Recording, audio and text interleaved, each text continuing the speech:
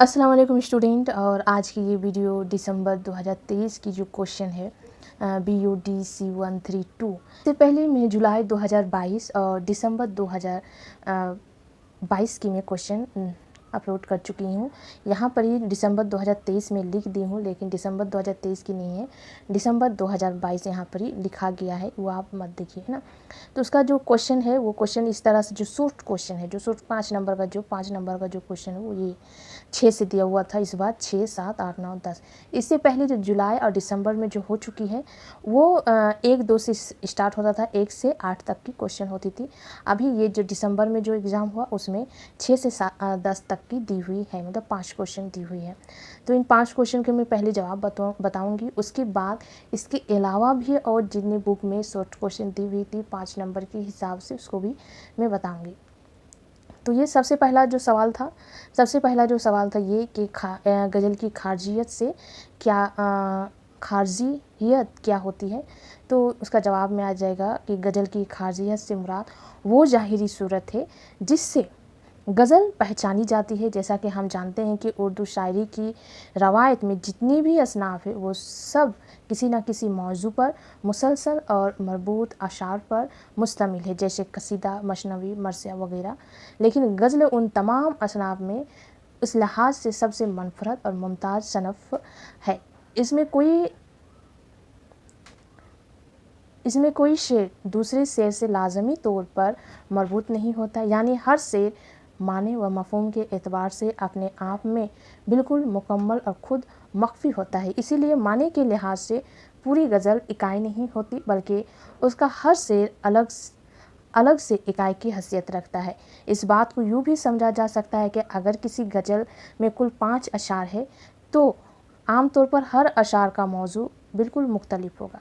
यानी एक शेर में हज़्र का बयान है तो दूसरा हिज्र का बयान है, तो उसके अगला वाला जो शेर आएगा अगले ही शेर में वस्ल का बयान हो सकता है, या दुनिया की बेतबाती की बात की बयान हो सकती है। सनफ़ गज़ल की ये ऐसी सिफत है जो उसे तमाम दिगर असनाफ़ से मुमताज़ करती है।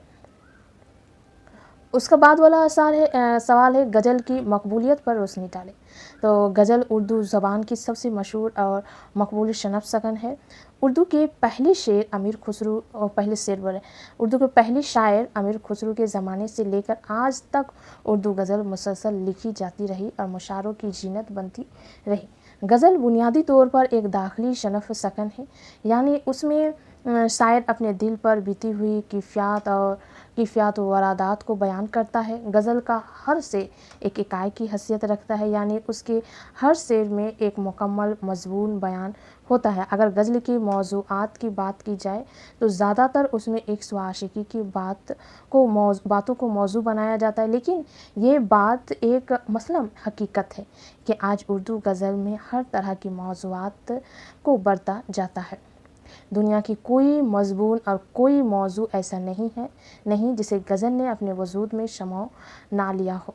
लेकिन हिसाब लगा कर देखा जाए तो पता चलेगा कि गज़ल में आज भी इश्क़ का पल्ला ही भारी है। मौजूदा दौर में गज़ल की इस मकबूलियत व आज़मत के कई राज पोशीदा है, जिनकी तफसील दर्जा झेल है। गज़ल की मकबूलियत का सबसे बड़ा राज उसमें आशिकिया मज़ामीन का बरतना और इश्क़ व जज्बा है, जिससे कोई भी दिल खाली नहीं।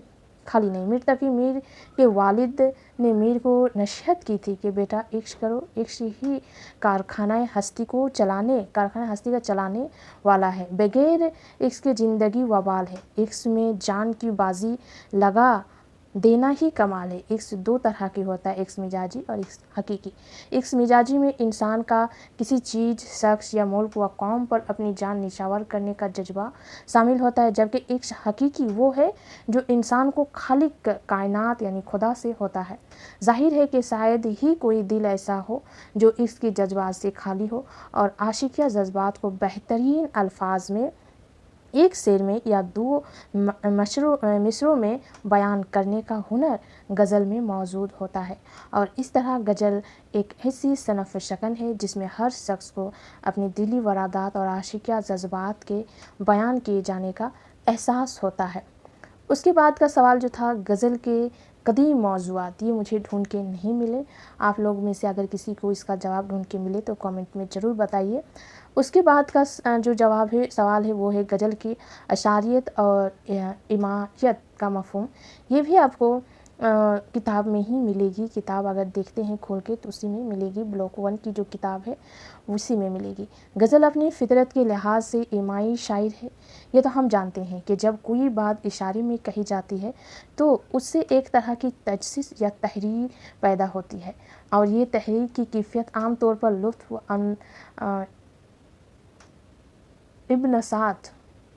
ابنسات کا سبب بنتی ہے. غزل کے اشاریت کا انحصار اس کے طرز بیان کے ساتھ ان لفظیات پر بھی ہے جو طویل مدت سے غزل میں استعمال ہوتی آ رہی ہے. ان میں سے زیادہ تر کا تعلق فارسی غزل کی روایت سے ہے. یہ تو آپ کو معلوم ہی ہے کہ غزل کی صنف اردو میں فارسی سے آئی. اس طرح فارسی کی لفظیات جو غزل میں ہیں وہاں مشتمل تھی. انہیں اردو میں بھی کثرت سے استعمال کیا گیا.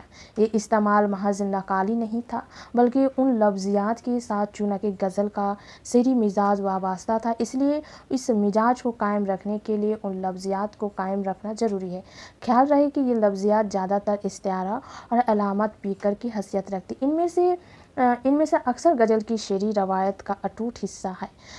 مثلاً پاس ناموں سے عکس، سرو گل، غزالان شہری، رشم کہن، عکس فسانی، شہر بیانی، سورس اسفتہ، شیری، گرہ شب، خانمۂ خراب، موز گل دست خار، مجنو، ایسے نہ جانے کتنے الفاظ تراکیب اور علامتی ہے جو صد حشال کی روایت سے غزل کی جمیلاتی قدروں کو قوت بخش رہی ہے. اس کے علاوہ غزل کی قرائت اظہار و ابلاغ میں دلکش و حسن پیدا کرتی ہے. احساس و جذبات کے اظہار کی دلکشی سے موضوع کی وسعت و ہیما گیری عوام و خاص کے ذہن نشین ہو جاتی. ہر شخص کے ذہنی و جذباتی تخشین کا سامان اس سے بہم پہنچتا ہے نا. اس کی مثال بھی کتاب میں دی ہوئی ہے، وہ بھی آپ دیکھ سکتے ہیں. لکھنؤ میں اردو غزل پر اظہار خیال. لکھنؤ میں اردو غزل کس طرح سے شروع ہوئی وہ بتانا ہے. 18ویں صدی کے اول آخر میں دہلی کے کئی شعراء کی طرف ہجرت کر کے آئے اور یہیں سکونت اختیار کی. ان میں سودا، میر مشرفی، انسا اور میر حسن وغیرہ خاص ہیں. ان شعراء کی آمد سے فیض آباد اور پھر لکھنؤ میں اردو شاعری کا چرچا عام ہوا اور یہاں بھی نئے شعراء نئے شعرگوئی کے میدان میں اپنے فنکارانہ کمال کے ظہور دکھانے شروع کیے. اس شعراء میں غزل گوئی کی حیثیت سے سب سے زیادہ شہرت امام بخش ناصر اور خواجہ حیدر علی آتش کو حاصل ہے.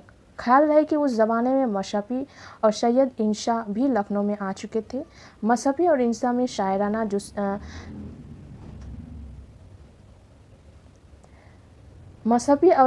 شاعرانہ چشمکو کا سلسلہ بھی چل نکلا تھا. بہرحال ناصر اور آتش نے اردو غزل گوئی کے میدان میں اپنے کمال فن اس طرح لوہا منوایا کہ بہت سے شعراء جو تھے اسے استاذہ سے وابستہ ہو کر ان کی شاگرد بنے. لکھنؤ کی سرزمین میں اس لحاظ سے غیر معمولی اہمیت رکھتی ہے کہ یہاں ایک ہی وقت میں دہلی اور لکھنؤ کے شعراء کی 2-3 نسلیں جمع ہو گئی تھی.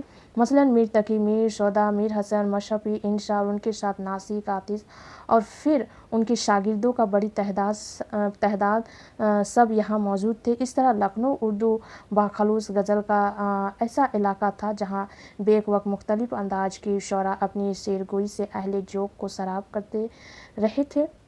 ناصر اور آتش کے شاگردوں میں علی وسط رخش اور اشیر لکھنوی، خواجہ وزیر، شوبھا جلال لکھنوی خاصے مشہور ہیں اور مظفر علی اشیر لکھنوی کے شاگردوں میں امیر مینائی کو بہت سی شہرت حاصل ہوئی ہے نا.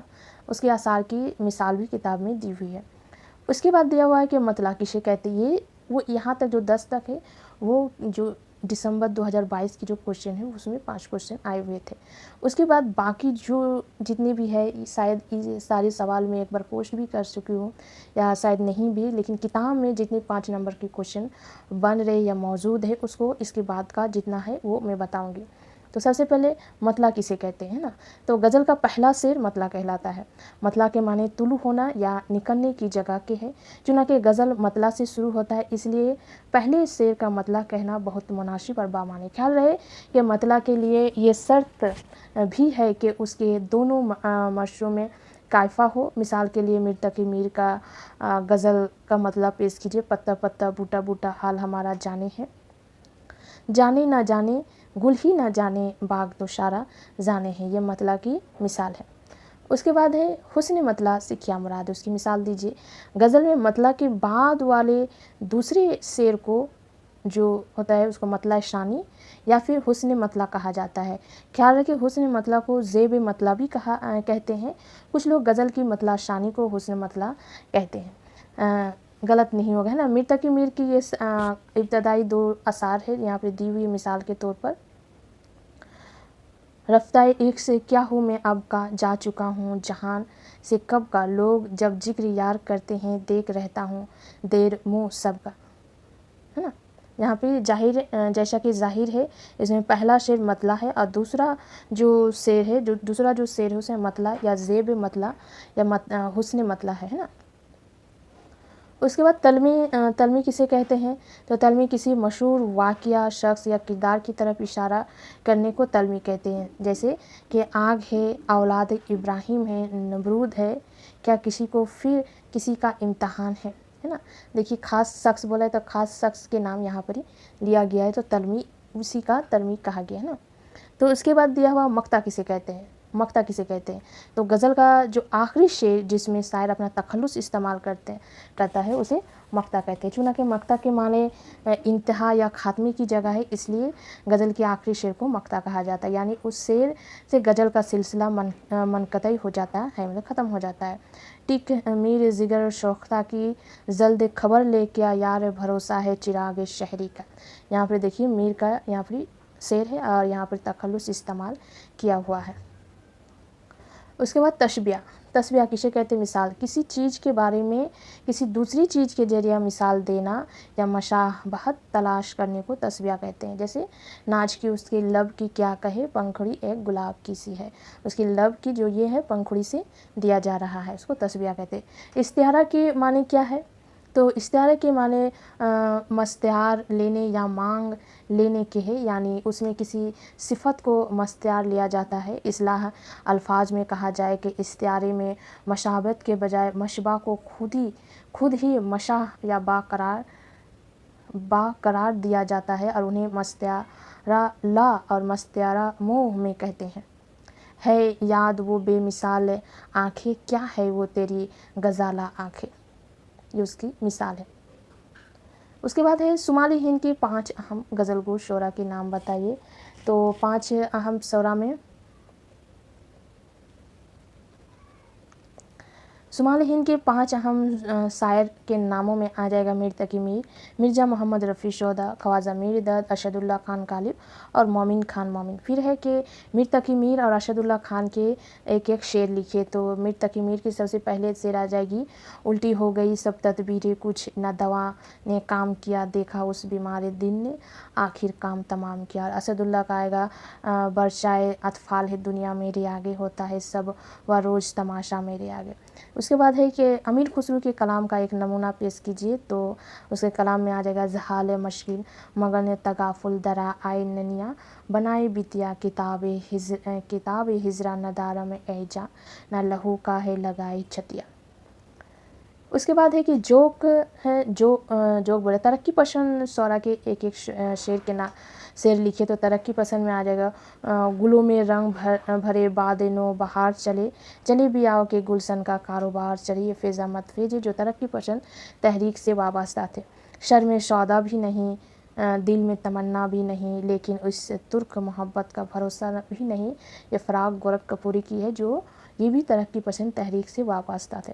उसके बाद का सवाल है कि दो मुख्तलिफ जदीद शोरा के एक एक शेर लिखे। तो जदीद शोरा में आ जाएगा शहरयार का, सियाह रात नहीं लेती नाम ढलने का, यही तो वक्त है सूरज तेरे निकलने का, ये शहरयार की है। खामोश बैठना चाहो तो दस्त छेड़ता है, यहाँ भी कोई निकल आया हमें शखन मेरा, ये ज़ेब गोरी की शेर है। गज़ल की मुख्तसर तरीन अपने अल्फाज में तारीफ़ कीजिए, है ना। तो हसीन लम्हात व जज्बात की तर्जुमानी करने वाले उस सनफ़ को दायरा फ़िक्री एतबार से बेहद वसी है।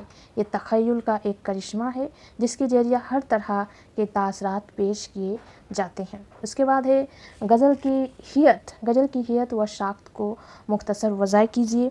तो गज़ल की हियत में आ जाएगा कि पहले शेर के दो मिसरे हमकायफ़ा होते हैं। पहला शेर मतला और आखिरी शेर को मक्ता कहलाता है। जुदा गाना हैसियत रखने के बावजूद उसका हर शेर मानों के लिहाज से मुकम्मल होता है। इजाज़ व इख्तिसार से आप क्या समझते हैं? तो इजाज़ व इख्तिसार का मतलब है कम से कम अल्फाज में ज़्यादा बात कहना, यानी दरिया को कोज़ी में बंद करना। गज़ल चुना के मुख्तसर सनफ़ सकन है और उसमें पूरी बात को एक ही शेर में मुकम्मल किया जाता है, इसलिए इजाज़ और इख्तिसार गज़ल के शेर के लिए लाज़मी सिफ़त की हैसियत इख्तियार कर लेता है। फिर गज़ल में चुना के अक्सर बातों को तस्वीरात और मफ़रूज़ात के हवाले से बयान किया जाता है, इसलिए एक एक लफ्ज़ अपने साथ माने व मफ़हूम की एक दुनिया के साथ इशारे में इस्तेमाल आता है और गज़ल में कम अल्फाज में ज़्यादा से ज़्यादा बातें बयान हो जाती है। उसके बाद का सवाल है कि उर्दू गज़ल पर अलामतों, इशारों, किनायों, तमसीलों की क्या असरात मरतब है ना। ये सारी चीज़ें गज़ल में इस्तेमाल होती है। तो गज़ल में अलामतों, इस्तियारों और अंदर माने की एक दुनिया पोशीदा होती है। ये इस्तियारे और अलामतें फ़ारसी और उर्दू की शेरी रवायत और तहजीब से पैदा हुई है। उनके साथ बहुत से तस्वीरात और रस्मयात वाबस्ता है। जब उन इस्तियारों और अलामतों को अशार में इस्तेमाल किया जाता है तो उनसे वाबस्ता यही तस्वीरात माने व मफ़हूम के दुनिया आबाद करते हैं।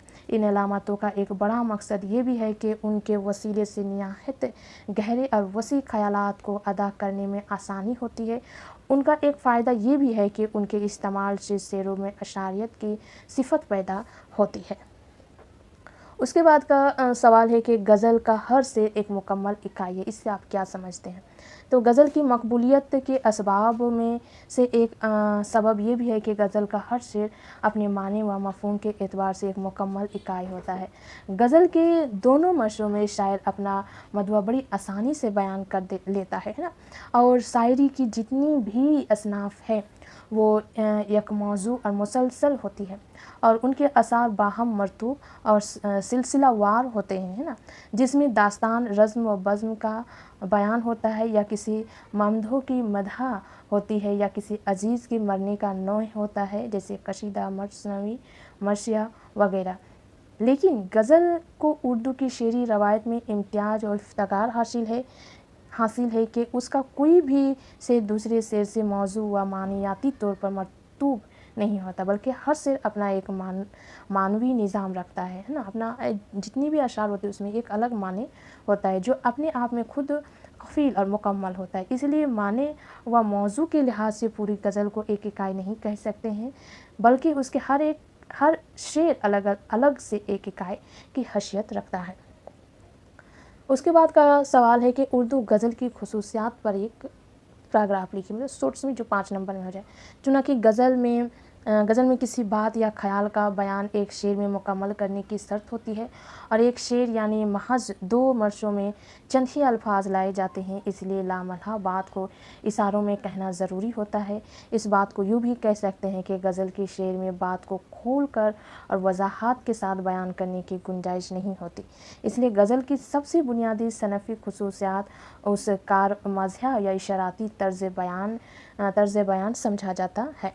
उर्दू गज़ल की मौज़ूआत पर एक पैराग्राफ लिखिए, मतलब मुख्तसर पैराग्राफ लिखिए। तो उसमें आ जाएगा अपनी खारजियत के लिहाज से गज़ल दिगर अशनाफ के मुकाबले में महदूद सनफ़ है, लेकिन जहाँ तक इसमें बयान होने वाली मौज़ूआत का ताल्लुक़ है تو غزل کی موضوعات کا دائرہ بہت وسیع ہے.